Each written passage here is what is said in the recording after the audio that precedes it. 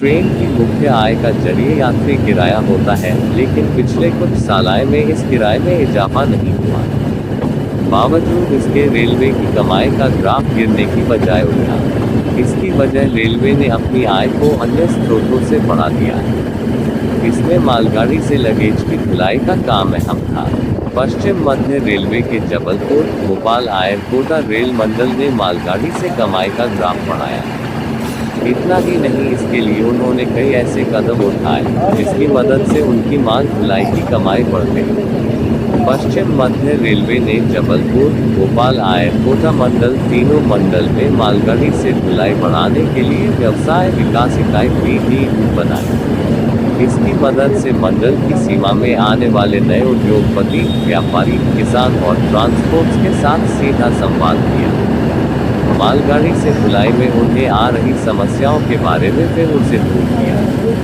वहीं स्थानीय स्तर के उत्पाद जैसे मटर गन्ना कुट्टी खाद तक की ढुलाई करने के लिए इसका असर यह हुआ कि कमाई का ग्राफ बढ़ गया। तीनों मंडल ने इस यूनिट की मदद से 2023-24 में 57 करोड़ 92 लाख रुपये कमाई की। व्यापारियों के मालगाड़ी से कमाई बढ़ाने के लिए व्यवसाय विकास इकाई बनाई गई थी, जिसके अब सार्थक परिणाम सामने आए हैं। इस यूनिट में कमर्शियल विभाग की TTE से लेकर इंस्पेक्टर को जोड़ा, जो हर सप्ताह शहर के व्यापारियों से लेकर उद्योगपति और ट्रांसपोर्टर से साथ बैठक की। इस दौरान कई व्यापारियों से संवाद में यह बात सामने आई कि रेलवे की मालगाड़ी से ढुलाई की प्रक्रिया लंबी है, नियम राहत भरे नहीं है, वहीं किराया भी ज्यादा है। इन पर रेलवे ने काम किया और तीनों स्तर पर बदलाव किए।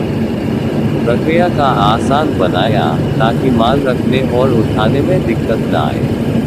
नियम में बदलाव कर किसान और छोटे व्यापारियों का माल भी छोटे रैक से भेजा, वहीं ट्रांसपोर्ट्स का कई नियम में राहत की।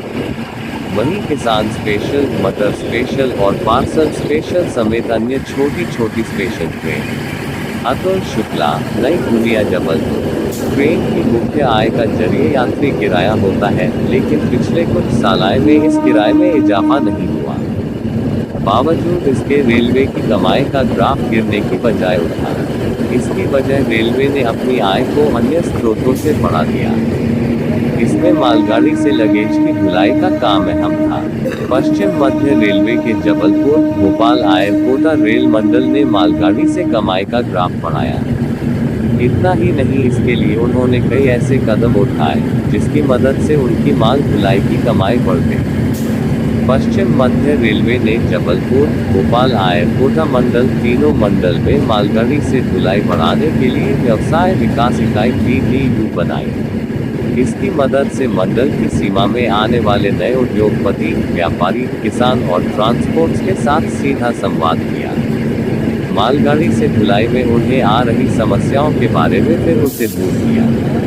वहीं स्थानीय स्तर के उत्पाद जैसे मटर गन्ना कुट्टी खाद तक की ढुलाई करने के लिए इसका असर यह हुआ कि कमाई का ग्राफ बढ़ गया।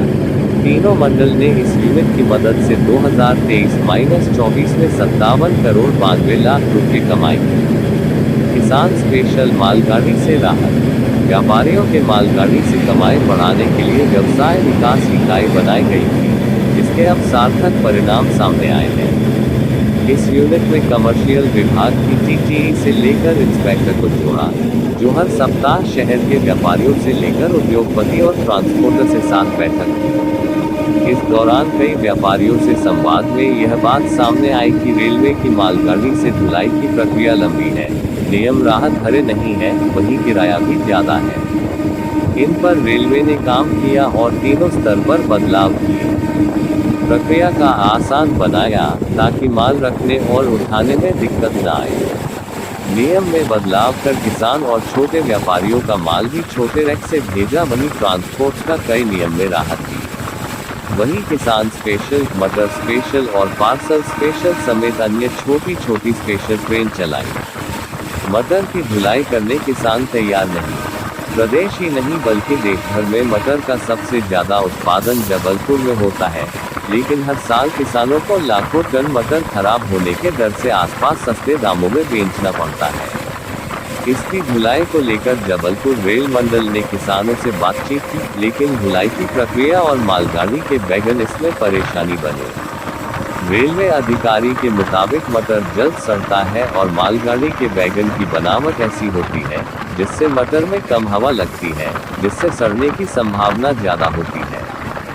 इस वजह से मटर को गाड़ी से लंबी दूरी के लिए नहीं भेजा गया। वहीं गोसलपुर से मार्बल की मालगाड़ी से धुलाई में टूट-फूट ज्यादा होने की वजह से इसकी धुलाई नहीं की जा रही।